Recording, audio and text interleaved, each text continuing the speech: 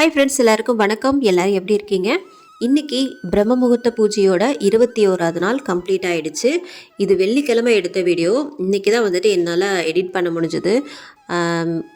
எனக்கு வந்து பார்த்திங்கன்னா ஒரு 48 நாள் நான் வந்துட்டு பண்ணலான்னு நினச்சேன். ஆனால் எனக்கு வந்து உடம்பு ஒத்துழைக்கலை. கொஞ்சம் காலையிலே வந்துட்டு சீக்கிரமாக எழுந்திருக்கிறதுனால என்ன ஆச்சுன்னா, ஆனால் ஃப்ரெஷ்ஷாக தான் இருக்குது. எப்போவுமே வந்துட்டு ஃப்ரெஷ்ஷாக தான் இருக்குது. இப்போவே வந்து நம்ம சோர்ந்து போயிடக்கூடாது. ஏன்னா நமக்கு ஒன்றும் வயசாயிரல. அதனால் இப்போவே ரொம்பவும் சோர்ந்து போயிடக்கூடாது. எனக்கு வந்து பிரம்ம முகூர்த்த பூஜை பண்ணுறது ரொம்பவும் பிடிச்சிருக்கு. இருந்தாலும் கொஞ்சம் ஃபங்க்ஷன் வேலையெல்லாம் இருக்குது. அது மட்டும் இல்லாமல் கொஞ்சம் உடம்பு கொஞ்சம் சரியில்லாததுனால என்னால் வந்துட்டு பண்ண முடியல. நீங்கள் வந்து இந்த நாளில் தான் பண்ணணும், ஒரு வாரம் பண்ணணும், 21 நாள் பண்ணணும், 48 நாள் பண்ணணும் அப்படின்லாம் வந்துட்டு கிடையாது. நீங்கள் வந்து எப்போ எழுந்திரிச்சாலும் சரி, நீங்கள் வந்து பிரம்ம முகூர்த்த நேரத்தில் எழுந்திரிச்சிங்க அப்படின்னா உங்களுக்குன்ட்டு ஏதாவது ஒரு கோரிக்கை இருக்கும்ல, ஏதாவது ஒரு நிபந்தனை இருக்கும். நம்ம வந்துட்டு வீடு வாங்கணும், நம்ம ஒரு கார் வாங்கணும் அப்படின்ற ஒரு நிபந்தனை ஏதாவது உங்கள் மனசுக்குள்ளே இருக்கும்ல. இது வந்து யாருக்கிட்டேயும் போய் சொல்ல முடியாது. நம்ம கடவுள்கிட்ட தான் வந்துட்டு வேண்ட முடியும். உங்களுக்கு பிடிச்ச கடவுள்கிட்ட டெய்லியும் வந்துட்டு வேண்டுங்க. உங்களுக்கு ஏதாவது ஆசை இருக்கும்ல, நம்ம வந்துட்டு இந்த மாதிரிலாம் வாழணும்னு ஆசைப்பட்டோமே, ஆனால் நம்மளோட வாழ்க்கையில் வந்துட்டு இதெல்லாம் நடக்கலையே அப்படின்ற ஒரு எண்ணம் இருக்கும்ல. அதுக்கு நம்ம சரியான முறையில் தேர்ந்தெடுத்தோம் அப்படின்னா இந்த பிரம்ம முகூர்த்த நேரத்தில் எழுந்திருச்சு நம்ம வழிபாடு பண்ணுறதான். இது வந்து நம்ம இந்த 48 நாள் அப்படின்னா ஒரு மண்டலம். இது நம்ம வேண்டிக்கிட்டோமே, ஏன் நமக்கு கிடைக்கல அப்படின்ற மாதிரிலாம் நீங்கள் நினைக்கக்கூடாது. வேண்டிக்கிட்டே வாங்க, கண்டிப்பாக ஒரு நாள் வந்துட்டு உங்களுக்கு பலன் கிடைக்கும். இந்த வெள்ளிக்கிழமை அதுவும் மஞ்சள் குங்குமம் மட்டும் நிலவாசலுக்கு வந்து வச்சுட்டேன். ஏன்னா வந்து நான் பூஜை சாமான்லாம் எதுவும் தொலைக்கலை. இந்த பொங்கல் வேறு வருது இல்லையா, அதனால் நிறையா வந்துட்டு வேலைகள்லாம் இருக்குது. இந்த சனி ஞாயிறு வந்துட்டு பொங்கல் வீடெல்லாம் வந்து கொஞ்சம் க்ளீன் பண்ணணும், துடைக்கணும் அப்படின்ட்டு நிறையா வந்துட்டு வேலைகள் இருக்குது. அதனாலே பார்த்திங்கன்னா என்னால் அந்த சரி விளக்கு தேய்க்க வேண்டாம், இப்போ தேய்ச்சோன்னாலும் நம்ம திரும்பவும் தேய்க்கணும் அப்படின்றதுனால நான் விளக்கு எதுவும் தேய்க்கலை.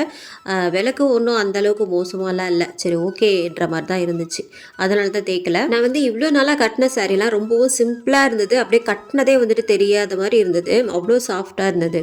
ஆனால் இந்த சாரீ பார்த்திங்கன்னா ஏண்டா கட்டணும் அப்படின்ற மாதிரி ஆயிடுச்சு. பார்க்குறதுக்கு நல்லா அழகாக இருக்குது. ஆனால் சைடில் பார்த்தீங்கன்னா அந்த மணிமணியாக வந்துருந்தது பார்த்தீங்களா, வெள்ளை கலரில். அது வந்து எனக்கு வந்து அப்படியே வெயிட்டாக இருந்த மாதிரியே இருந்துச்சு, நடக்கவே முடியல. கீழேயும் பார்டருக்கு வந்துட்டு அந்த மணி கொடுத்துருந்தாங்க. ஆனால் வெளியிலேருந்து பார்க்குறவங்களுக்கு இந்த சாரீ வந்துட்டு ரொம்பவும் அழகாக தெரியும். ஆனால் நமக்கு கட்டுறப்ப தான் வந்துட்டு தெரியும். அதே மாதிரி தான் வாழ்க்கையும். நம்ம இப்போ வந்துட்டு வீடியோ வந்துட்டு போட்டுடுறோம். இப்போ வெளியிலேருந்து பார்க்குறவங்க, ஃபோனில் எல்லாம் பார்க்குறவங்க என்ன நினைப்பாங்கன்னா, இவங்க வந்துட்டு பிரம்ம முகூர்த்த நேரத்தில் வீடு துடைக்கிறாங்க, இவங்க பிரம்ம முகூர்த்த நேரத்தில் வந்து பெருக்கிறாங்க அப்படின்ற மாதிரி வந்துட்டு சில கமெண்ட்லாம் வந்துட்டு வந்திருந்தது. நான் ஏன் தொடச்சேன் அப்படின்றது எனக்கும் வந்துட்டு தெரியும். அதிகாலையில் வந்துட்டு அந்த மாதிரிலாம் பண்ணக்கூடாது. நைட்டே கூட வீடெல்லாம் தொடச்சிட்டு எல்லாமே ரெடி பண்ணி வச்சுட்டு அதுக்கப்புறமா நம்ம தூங்க போயிட்டு அப்படியே குளிச்சுட்டு ஃப்ரெஷ்ஷாக வந்துட்டு விளக்கேற்றலாம். நான் ஏன் வந்து வீடு தொடச்சேன் அப்படின்னா, நாங்கள் வந்துட்டு ஒரு டாக் ஒன்று வளர்க்குறோம்ல, அது வந்து ஹாலில் தான் கட்டி போட்டுருவோம். ஹாலில் தான் வந்துட்டு எங்களுக்கு பெரிய பூஜை ரூம்லாம் ஒன்றும் இல்லை.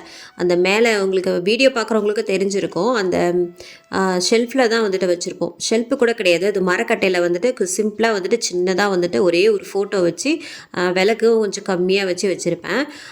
அது வந்து பார்த்திங்கன்னா கீழே தான் வந்துட்டு அப்படியே டாக் வந்துட்டு படுத்துருக்கோம். எங்களோட ராக்கி வந்துட்டு படுத்துருக்கோம். அங்கே வந்து என்னாச்சுன்னா பாத்ரூம் போய் வச்சிடுச்சு. அதுக்கு வந்துட்டு இந்த குளிர் டைம் இல்லையா, எப்போவுமே பாத்ரூம் போகாது, நைட்டெல்லாம் போகாது. ஆனால் அன்றைக்கி என்னன்னு தெரில, ஒரு 2-3 நாளாகவே பாத்ரூம் போயிடுச்சு. அது அப்படியே வச்சுட்டு நான் பூஜை பண்ண முடியாது இல்லையா. இதுக்கு வந்து நான் விளக்கம் கொடுத்துட்டு இருக்க முடியாது உங்களுக்கு. ஏன்னா நீங்கள் வந்துட்டு கேட்குறீங்க பிரம்ம முகூர்த்த நேரத்தில் வந்துட்டு வீடு துடைக்கிறாங்க அப்படின்ட்டு. ஆனால் யூரின் போய் வச்சிருச்சு, வேறு வழியே இல்லை. நான் அந்த ஸ்மெல்லு போகணுன்றதுனால இந்த பெனாயில் லைசால்லாம் போட்டு வீடு எல்லாத்தையும் நல்லா தொடச்சி விட்டுட்டு அதுக்கப்புறம் தான் நல்லா வந்துட்டு விளக்கேற்றணும். அப்போ தான் நமக்கு மனசு வந்துட்டு நிம்மதியாக இருக்கும். நீங்கள் இப்படி சொல்கிறீங்க அப்படின்றதுக்காக நான் வீடு துடைக்காமல் வந்து விளக்கு ஏற்ற முடியாது இல்லையா. இன்னொரு சிஸ்டர் வந்து கமெண்ட் பண்ணியிருந்தாங்க, நீங்கள் தொன்னை விளக்கு ஏற்ற வேணாமா சிஸ்டர் அப்படின்ற மாதிரி கேட்டிருந்தாங்க. தொன்னை விளக்கு கண்டிப்பாக வைக்கணும் சிஸ்டர். நான் எப்போவுமே வந்துட்டு 3 விளக்கு இல்லைனா 2 விளக்கு இல்லைனா 5 விளக்கு கூட வைப்பேன். ஆனால் கீழே வந்துட்டு 5 விளக்கு அகல் விளக்கு ஏற்றி வச்சுருந்தேன், வெளியில் 2 விளக்கு ஏற்றி வச்சுருந்தேன். அதனாலே பார்த்தீங்கன்னா சரி ஒரு விளக்கு போதும் அப்படின்னு 2 நாளாக ஏற்றினேன், ஒரு விளக்கு போதும் அப்படின்ட்டு. ஆனால் தொனை விளக்கு அப்படின்னு நீங்கள் சொன்னீங்களா, கண்டிப்பாக ஏற்றணும். நிறைய பேர் வந்துட்டு இது வளையல் ஏன் போடலை அப்படின்ற மாதிரிலாம் கேள்வி கேட்டீங்க. முதல்ல வளையல் போடுங்க அப்படின்ற மாதிரி. நீங்கள் நார்மலாக தான் கேட்டீங்க. எனக்கும் வந்துட்டு தோணுச்சு வளையல் போடணும் அப்படின்ட்டு. ஐயோ மறந்துட்டோமே! நான் வந்து பார்த்துக்கிட்டே வந்து வளையல் போடலை அப்படின்ட்டு நீங்கள் நினைக்க வேண்டாம். ஏன்னா நான் வந்து நைட்டு தூங்கும்போது கழட்டி வச்சுட்டு அதுக்கப்புறம் தூங்கிடுவேன். தூங்கி எழுந்திரிச்சிட்டு அப்படியே குளிச்சுட்டு அந்த பிரம்ம முகூர்த்த நேரத்தில் நம்ம தாண்டிருமோ என்னவோ அப்படின்ற ஒரு பதட்டத்திலே விளக்கேற்றுறதுக்கு வந்துட்டு ஸ்டார்ட் பண்ணுவேனா, அதனாலே பார்த்தீங்கன்னா எனக்கு வந்து அந்த வளையல் போடுறதுக்கு மறந்துட்டேன். ஆனால் நடுவுலே பார்த்தீங்கன்னா ஞாபகம் வந்து போட்டிருப்பேன். அதையும் நீங்கள் கவனிச்சிங்களா என்னன்னு தெரியல. ஆனால் நான் ஒரு 2 3 பேர் கேட்டிருந்தாங்கன்னு நினைக்கிறேன். வளையல் போடுங்க சிஸ்டர் அப்படின்ற மாதிரி சொல்லியிருந்தீங்க. இது வந்து நல்ல விஷயந்தான். வளையல் போடுங்க சொல்கிறதெல்லாம் நல்ல விஷயந்தான். நான் வந்து வளையல் எப்போவுமே போடுவேன். கை வெறுமட்டே இருக்காது, பார்க்கறதுக்கும் நல்லா இருக்காது. நான் வளையல் எப்போவுமே போடுவேன். அந்த அந்த தூங்கும்போது கழட்டி வச்சுருவோம் இல்லையா, ஒரு மாதிரியாக குத்திக்கிட்டு இருக்கும் கண்ணாடி வளையல்லாம், உடஞ்சிரும் சில சமயம். அதனாலே பார்த்தீங்கன்னா கழட்டி வச்சுட்டு காலையில் 3:30 மணிக்கெல்லாம் எழுந்து குளிக்கும்போது அந்த அப்படியே வந்துட்டு சாரீ கட்டிட்டு அப்படியே வந்துட்டு வரும்போது கையில் வளையல் இருக்கிறத நான் கவனிக்க மாட்டேன். மற்றபடி வந்து போடக்கூடாது அப்படின்லாம் ஒன்றும் இல்லை. இந்த கமெண்ட்ஸ்லாம் ஒன்று ஒன்று கேட்கும்போது நம்ம டீட்டெயிலாக வந்துட்டு பதில் சொல்ல முடியல. அதனால தான் வந்துட்டு இந்த மாதிரி சொல்லிகிட்டு இருக்கிறேன். இன்னொரு சிஸ்டர் என்ன கேட்டிருந்தாங்கன்னா, பிரம்ம முகூர்த்த நேரத்தில் நீங்கள் வந்துட்டு விளக்கேற்றுறீங்க, எல்லோரும் தூங்குவாங்களே, தூங்கும்போது விளக்கேற்றலாமா அப்படின்ற மாதிரி கேட்டிருந்தாங்க. கண்டிப்பாக ஏற்றலாம் சிஸ்டர். நானே இப்போ புதுசாக தான் ஆரம்பிச்சிருக்கேன். கண்டிப்பாக வந்து எல்லோரும் தூங்கிட்டு இருக்கிறாங்க, அவங்கள எழுப்பலாமா, அவங்கள எழுப்பி உட்கார வச்சுட்டு நம்ம வந்து விளக்கேற்றலாமா அப்படின்னா கண்டிப்பாக கிடையாது. ஏன்னா அவங்க வேலைக்கு போகிறவங்க, ஸ்கூலுக்கு போகிறவங்க நல்லா தூங்கி எழுந்திரிக்கட்டும். நம்ம தான் வேண்டிக்கிட்டோம், நம்ம தான் எழுந்திரிக்கிறோம் அப்படின்னா அவங்களே எழுந்திரிக்க வைக்க வேண்டிய அவசியமே கிடையாது. அவங்க தூங்கும்போது கண்டிப்பாக வந்து நம்ம விளக்கு ஏற்றலாம். அதில் எந்த ஒரு தப்பும் இல்லை.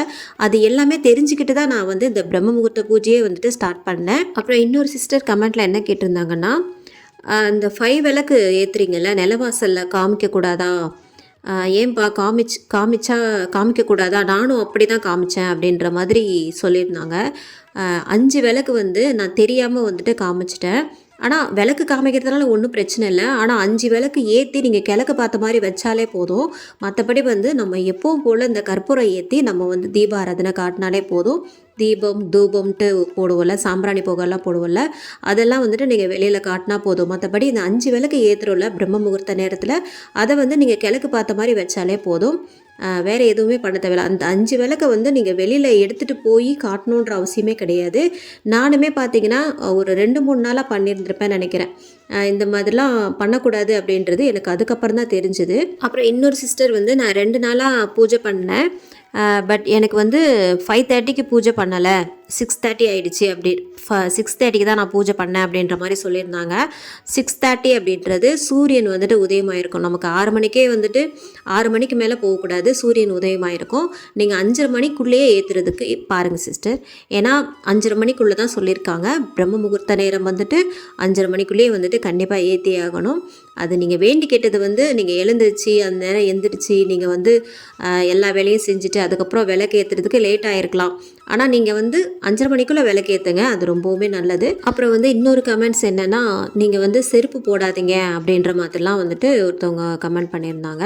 அது வந்து வீட்டுக்குள்ளே போடுற செருப்பு தான். நான் வந்து பூஜை ரூம் தனியாக வச்சு பூஜை ரூம்குள்ளே செருப்பு போட்டு போனால் தான் அது வந்து தப்பு. சாமி மேலே இருக்குது, நீங்கள் வந்து செருப்பு போட்டு நடக்கிறீங்க அப்படின்னா அது வந்து என்னை பொறுத்த வரைக்கும் ஹால் தான். பூஜை பண்ணும்போது நான் நார்மலாக வந்துட்டு செருப்புலாம் போட மாட்டேன். சாமி கும்பிடும்போதெல்லாம் செருப்பு போடாமல் தான் வந்துட்டு பண்ணுவேன். அது எப்படி யாராவது செருப்பு போட்டு பண்ணுவாங்களா? எனக்கு வந்து கிச்சனில் ரொம்ப நேரம் நிற்கிறதுனால நான் வந்து செருப்பு போட்டு தான் வந்து நடப்பேன். எனக்கு வந்து கால் வலிக்கும், அதனால தான் நான் செருப்பு போட்டுக்கிறேன். மற்றபடி வேறு எதுவும் இல்லை. உங்கள் எல்லாருக்குமே வந்துட்டு நான் ஒரு ஸ்டோரி சொல்லணும்னு ஆசைப்பட்டேன். ஏன்னா இது வந்து பார்த்திங்கன்னா நான் இன்ஸ்டாவில் தான் பார்த்தேன். இந்த ஸ்டோரி வந்து உங்களுக்கு எல்லாருக்குமே தெரிஞ்சிருக்கும்னு நினைக்கிறேன். இருந்தாலும் வந்துட்டு தெரியாதவங்க வந்துட்டு கேட்பீங்கள்ல, அவங்களுக்காக வந்து சொல்லிக்கிறேன். ஒரு ஹஸ்பண்டும் ஒய்ஃபும் வந்து நடந்து போயிட்டுருக்குறாங்க ஒரு கழுதையை கூப்பிட்டுக்கிட்டு. அப்போ பார்க்குறவங்களாம் என்ன சொல்லியிருக்காங்க, நல்ல கழுதையை நடக்க வச்சுக்கிட்டு இவங்க 2 பேர் நடந்து போயிட்டுருக்குறாங்க அப்படின்ற மாதிரி சொன்னாங்க.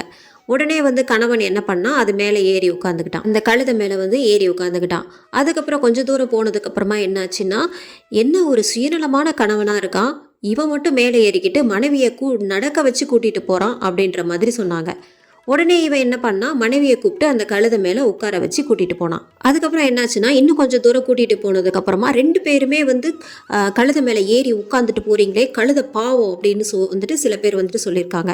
அப்படி சொன்ன உடனே கணவன் வந்துட்டு இறங்கிட்டான். இன்னும் கொஞ்சம் தூரம் நடந்து போனதுக்கப்புறமா சில பேர் வந்து சிரிச்சிருக்காங்க. நல்ல ஒரு கூலியாள், நல்ல ஒரு வேலையாள், மனைவிக்கு வந்துட்டு நல்ல வேலை செய்கிறான் அப்படின்ற மாதிரி கிண்டல் பண்ணியிருக்காங்க. ஏன்னா மனைவி மட்டும் மேலே உட்கார வச்சுட்டு இவன் நடந்து போகிறான் அப்படின்ற அர்த்தத்தில் வந்துட்டு கிண்டல் பண்ணி சிரிச்சிருக்காங்க. இதை வந்து கதையை மட்டும் பார்க்கக்கூடாது, நம்ம வாழ்க்கைக்கும் பொருந்தும் அப்படின்னு தான் பார்க்கணும். நான் இந்த யூடியூப் ஸ்டார்ட் பண்ணதுலேருந்து நான் வந்து நிறையாவே தெரிஞ்சுக்கிட்டேன். ஏன்னா நம்ம வந்து வாழ்க்கையில் யாரையுமே வந்து திருப்திப்படுத்தவே முடியாது. 1000 குறை வந்துட்டு சொல்கிறவங்க சொல்லிக்கிட்டே தான் இருப்பாங்க. அவங்க இதை சொல்கிறாங்க, இவங்க அதை சொல்கிறாங்க அப்படின்ட்டு நம்ம மேலே மேலே வந்து அவங்க சொல்கிறத நினச்சி கஷ்டப்பட்டுட்டு போய்கிட்டே இருந்தோன்னா நம்மளால் ஒரு வாழ்க்கை நல்லபடியாக வந்துட்டு வாழவே முடியாது. இப்போ வீடியோ பார்க்குற எல்லாருக்குமே நம்மளை பிடிக்கணுன்ற அவசியமே கிடையாது. ஏன்னா சில பேருக்கு பிடிக்கலாம், சில பேருக்கு வந்துட்டு பிடிக்காது. சில பேர் சிஸ்டர்னு பேசலாம், சில பேர் வந்துட்டு ஒரு மாதிரியாக பேசலாம். அதுக்கெல்லாம் நம்ம வருத்தப்பட்டுட்டு போயிட்டு இருந்தோம் அப்படின்னா நம்மளால் ஒரு நல்ல வாழ்க்கையை நம்மளால் வாழ முடியாது. அது வந்து வாழ்க்கைக்கும் வந்துட்டு பொருந்தும், இந்த வீடியோ போடுற எல்லாருக்குமே வந்துட்டு பொருந்தும். ஏன்னா பெரிய பெரிய யூடியூபர்ஸ் எல்லாம் வந்துட்டு ரொம்பவும் கஷ்டப்பட்டு இந்த மாதிரி வேதனைகள் எல்லாம் அனுபவிச்சுட்டு தான் வந்திருக்கிறாங்க அப்படின்ட்டு நான் யூடியூப் ஸ்டார்ட் பண்ணதுக்கப்புறம் தான் எனக்கே தெரியுது. ஏன்னா எல்லாருக்குமே நம்மளை வந்துட்டு நிரூபிக்க முடியாது இல்லையா? நான் இப்படி தான் அப்படின்னு நிரூபிக்க வேண்டிய அவசியமே கிடையாது. ஃபஸ்ட்டு ஏன் நிரூபிக்கணும்? நம்மளாவே வந்துட்டு வாழுவோம். எல்லாரையும் ஒவ்வொருத்தருக்கா நிரூபித்து தான் நம்ம வாழணுன்ற அவசியமே கிடையாது. நமக்கு பிடிச்ச மாதிரி ஒரு வாழ்க்கையை வந்துட்டு நம்ம வாழ்ந்துட்டு போய்கிட்டே இருப்போம். நீ ஏதாவது சொல்கிறியா, சொல்லிட்டு போ, அது எனக்கு பிரச்சனையே கிடையாது. அப்படி எனக்கு ஏதாவது தேவையில்லாத பட்டுச்சு அப்படின்னா நான் உன்னை பிளாக் பண்ணிவிட்டு நான் போய்கிட்டே இருப்பேன், அவ்வளோதான். நான் வந்து ஃபஸ்ட்லாம் வந்துட்டு ரொம்பவும் கஷ்டப்பட்டுட்டு தான் இருந்தேன். ஆனால் இனிமேல்ட்டு வந்துட்டு அந்த மாதிரி பண்ண முடியாது. ஏன்னா பேசுகிறவங்க வந்துட்டு பேசிக்கிட்டே தான் இருப்பாங்க. ஒவ்வொருத்தருக்கும் பதில் சொல்லணுன்ற அவசியமும் கிடையாது நமக்கு. நல்ல கமெண்ட்லாம் வருதா, அதுக்கெல்லாம் நான் ரீப்ளை வந்துட்டு கண்டிப்பாக வந்துட்டு பண்ணுவேன். என்னை பொறுத்த வரைக்கும் வாழ்க்கையில் என்னென்னா, நம்ம தூங்குகிறோமோ இல்லையோ, சாப்பிட்றோமோ இல்லையோ, மற்றவங்கள வந்துட்டு கஷ்டப்படுத்தாமல் இருக்கணும். நம்மளால் அவங்களுக்கு ஒரு கஷ்டம் வந்துடக்கூடாது, அவ்வளோதான். இந்த மார்கழி மாதத்தில் ஏஜ்லேருந்தே பார்த்தீங்கன்னா உடம்புலாம் குறைஞ்ச மாதிரியே இருந்தது. ஆனால் வீடியோவில் பார்க்கும்போது பார்த்தீங்கன்னா ரொம்பவும் குண்டாக தெரியுது எனக்கு. ஜாக்கெட்லாம் பார்த்தீங்கன்னா அவ்வளோ லூஸாக இருக்குது, எனக்கே வந்து தெரியுது, போடுறப்பவே வந்துட்டு தெரியுது. ஃபர்ஸ்ட்லாம் பார்த்தீங்கன்னா அவ்வளோவா வந்துட்டு போகாது. ஏன்னா வீட்லேயே இந்த சாப்பிட்டுட்டு தூங்கிட்டு என்ன தான் வேலை செஞ்சாலும் சரி, நமக்கு வந்துட்டு அந்த ஆப்ரேஷன் பண்ணதுனாலே என்னவோ உடம்பு வந்து ஏறிக்கிட்டே தான் போகும் இல்லையா? ஆனால் கண்டிப்பாக நான் என்ன சொல்கிறேன்னா, முடிஞ்ச வரைக்கும் இந்த ப்ரெக்னெண்ட்டாக இருக்கிறவங்கெல்லாம் முடிஞ்ச வரைக்கும் நார்மல் டெலிவரிக்கு பாருங்கள். ஏன்னு சொல்கிறேன்னா, இந்த ஆப்ரேஷன் பண்ணதுக்கப்புறம் இந்த வயிறு இருக்குது பார்த்தீங்களா, அது வந்து தொப்பை போட்ட மாதிரி ஆகிடும். அது வந்து குறையவே குறையாது. உங்களுக்கு இழுத்து பிடிச்சி அந்த ஸ்டிச் பண்ணுறதுனாலே என்னவோ அந்த வயிறு மட்டும் குறையவே குறையாது. முடிஞ்ச வரைக்கும் நார்மல் டெலிவரிக்கு பாருங்கள். ஏன்னா நான் ரொம்பவும் அவஸ்தைப்பட்டுட்ருக்கேன். ஏன்னா நமக்கு பிடிச்ச மாதிரி ட்ரெஸ் பண்ணவே முடியல. இப்போ ஒரு சுடிதார் போட்டாலும் பார்த்தீங்கன்னா 5 மாதம் ப்ரெக்னெண்ட்டாக இருக்கிற மாதிரி இருக்குது. ஒரு சாரி கட்டினாலும் பார்த்தீங்கன்னா வயிற்றுல தொப்பை இருக்குது, ஒரு மாதிரியாக இருக்குது. அது வந்து நடக்கிறப்போ சரி, அந்த வயிறு தான் வந்து நமக்கு முன்னாடி இருக்கும். காலையில் எழுந்த உடனே இந்த பெட்ஷீட்லாம் மடித்து வைக்கிறது அப்படின்றது ரொம்ப ரொம்ப நல்ல விஷயம். இது வந்து பார்த்திங்கன்னா எப்போவுமே பண்ணுறது தான். இது வந்து நம்ம வீட்டுக்கும் பார்த்திங்கன்னா நல்லா நீட்டாக இருக்கிற மாதிரி இருக்கும். இந்த 10 மணி வரைக்கும்லாம் கிடக்கிறது அப்படின்றது ஒரு சில பேர் பண்ணியிருந்தீங்கன்னா ஓகே. ஆனால் பண்ணாதவங்களுக்கு வந்துட்டு சொல்லிக்கிறேன். ஏன் சொல்கிறேன்னா, நானுமே அப்படி இருந்திருக்கிறேன், நிறைய டைம் வந்துட்டு இருந்திருக்கேன். ஆனால் அந்த மாதிரி போட்டிங்க அப்படின்னா வீட்டுக்கு சுத்தமாக ஆகாது, அந்த மாதிரி இருக்கவும் கூடாது. நம்ம அப்படியே வந்துட்டு பழகிக்கணும். காலையில் எழுந்திரிச்சோமா அப்படியே நீட்டாக வந்துட்டு பெட்ஷீட்லாம் வந்துட்டு மடித்து வச்சோமா அப்படின்னு இருக்கணும். எங்கள் வீட்டு பசங்க அப்படின்றதுனால சரிட்டு அவங்க எடுத்து வைக்கல. மற்றபடி வந்து நான் எல்லா வேலையும் முடிச்சுட்டு ஹஸ்பண்டை வந்துட்டு அமுச்சு வச்சுட்டு பெரியவனையும் அமுச்சு வச்சுட்டு அதுக்கப்புறமா பெட்ஷீட்லாம் மடித்து வச்சுட்டு இருந்தேன். இந்த ஈர துண்டு கூட பார்த்திங்கன்னா எங்கள் பெட்டில் தான் கிடந்தது. அதை எல்லாத்தையுமே எடுத்து திரும்ப கொடியில் வந்து காய போடணும். இது மாதிரி கூட பண்ணவே மாட்டாங்க. எல்லாத்தையும் போட்டபடி அப்படியே விட்டுட்டு போயிடுவாங்க. எனக்குமே வந்து இதை எடுத்து வச்சு அப்படியே பழக்கமாயிடுச்சு. டெய்லி வந்துட்டு நானே எடுத்து வைக்கிறது இந்த மாதிரி பழக்கமாயிடுச்சு. அஜி ஒரு நாளாவது இந்த பாயெல்லாம் சுருட்டி வைக்கலாம்ல அப்படின்னா சுருட்டி வச்சிடும். பெட்ஷீட் மடித்து வையேன் அப்படின்னா அதெல்லாம் என்னால் முடியாது அப்படின்றவாங்க. ஏன் பொம்பளை பிள்ளை மட்டும்தான் பண்ணுமா, ஆம்பளை பிள்ளை பண்ணக்கூடாதா அப்படின்னு கேட்ட உடனே திரும்ப வந்துட்டு மடித்து வைப்பான். அதுவும் நம்ம கேட்டோம் அப்படின்னா மட்டும்தான் மடித்து வைப்பான், மற்ற டைம்லாம் பண்ண மாட்டான். சரி பசங்க வளர வந்துட்டு அப்படியே சரியாயிடும் அப்படின்ட்டு நானும் கொஞ்சம் வந்து கற்றுக் கொடுத்துட்டு தான் இருக்கேன். என் பையனும் பார்த்தீங்கன்னா பெரிய பையன் என்ன பண்ணுவான்னா எனக்கு ஹெல்ப் பண்ணுவான். பாத்திரம்லாம் தேய்ச்சி வைப்பான். நான் பாத்திரம் தேய்க்கிறத விட அவ்வளோ சுத்தமாக வந்துட்டு கழுவி வைப்பான். அதெல்லாம் கொஞ்சம் நடுவில் வந்துட்டு பண்ணியிருக்கான். அந்த மாதிரி ஹெல்ப்லாம் வந்துட்டு பண்ணியிருக்கான். மொத்தமாக வந்துட்டு நம்ம வேலை செய்கிறதுலாம் நமக்கு வந்துட்டு அவ்வளோ வந்துட்டு கஷ்டமாக இருக்கும்.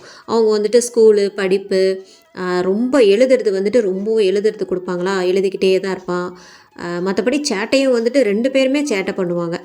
அதுவும் வந்துட்டு நடந்துட்டு தான் இருக்குது. நேற்று ஷார்ட் வீடியோவில் வந்துட்டு ஒன்று சொல்லியிருந்தேன்ல, என்னை பற்றின பதிவு அப்படின்ட்டு சொல்லியிருந்தேன்ல, அதனோட கண்டினியூ வந்துட்டு இப்போ நான் வந்துட்டு சொல்கிறேன். என்ன நடந்தது அப்படின்னா, நான் என்ன பண்ணுவேன்னா, எனக்கு வாய்க்கு வந்ததை நான் அப்படியே போயிட்டு இன்னொருத்தவங்க கிட்ட போயிட்டு அப்படியே உளறிடுவேன். எங்கள் வீட்டில் என்ன நடந்தாலும் சரி, ஹஸ்பண்ட் இதை பண்ணாங்க, என்னோடய பசங்க வந்துட்டு இதை பண்ணாங்க அப்படின்ட்டு அப்படியே போயிட்டு உளறிடுவேன். அது வந்துட்டு அக்கம் பக்கத்தில் பேசும்போது நம்ம ரொம்பவும் பார்த்து பேசணும். ஏன்னா அது வந்து நமக்கே வந்துட்டு திரும்பும். நமக்கே வந்துட்டு பெரிய வடிவேல் சொன்ன மாதிரி ஆப்பு அப்படின்ற மாதிரி நமக்கே வந்துட்டு திரும்பும். அது வந்து நான் ஏன் சொல்கிறேன்னா, நீங்களும் வந்துட்டு தெரிஞ்சுக்கணும் அப்படின்றதுனால தான் சொல்கிறேன். இங்கே இந்த தெருவை பொறுத்த வரைக்கும் அதிகமாக வந்துட்டு அவ்வளோ யாரும் பேசவும் மாட்டாங்க. அதனால் நம்ம வாயை திறக்கிறதுக்கு வாய்ப்பே கிடையாது. ஏன்னா பேசினா தானே நம்ம வந்துட்டு ஏதாவது வந்துட்டு சொல்ல முடியும். ஆனால் அதுவும் இல்லாமல் அக்கம் பக்கத்தில் பேச்சு துணையே வந்துட்டு கண்டிப்பாக இருக்கணும். ஏன்னா ஒரு நல்லது கெட்டது அப்படின்னு தெரியணும். இங்கே கோயம்புத்தூரை பொறுத்த வரைக்கும் தண்ணி பிரச்சனை வந்துட்டு அதிகமாகவே இருக்குது. தண்ணி ஒரு 4 நாளாக வரலைன்னா மோட்ரு ரிப்பேரா இல்லை பைப் ரிப்பேரா நமக்கு வந்துட்டு எதாவது தெரியணும் இல்லையா, அது வந்து இன்ஃபார்ம் பண்ணுவாங்க. அது வந்து நம்மளா கேட்டதுக்கப்புறம் தான் வந்துட்டு சொல்லுவாங்க. நமக்கு ஒரு குடும்ப பொறுப்பு அப்படின்னு நம்ம உணரும் போது தான் நமக்கு வந்து தெரியுது, சரி நம்ம வாழ்க்கையில் வந்துட்டு எல்லாமே பார்த்தாச்சு, இதையும் வந்துட்டு பார்த்துருவோம் அப்படின்னு தான். ஏன்னா இப்போல்லாம் நடக்கிறதெல்லாம் நன்மைக்கே அப்படின்னு நினச்சிப்போம். ஏன்னா பெரியவங்களாம் சொல்லியிருக்காங்கல்ல, எல்லாமே நன்மைக்கே அப்படின்ட்டு. அந்த மாதிரி தான் வந்துட்டு இப்போ நான் எடுத்துக்கிறேன் எல்லாத்துலேயும் எல்லா விஷயத்துலையுமே நான் அப்படி தான் எடுத்துக்கிறேன். நடக்கிறதெல்லாம் நன்மைக்கே நடக்குது அப்படின்னு எடுத்துக்கிறேன். இந்த விளாக் வந்து உங்கள் எல்லாருக்கும் பிடிச்சிருக்குன்னு நினைக்கிறேன். அடுத்து ஒரு நல்ல விளாக்லாம் பார்க்கலாம். அது வரைக்கும் பாய்.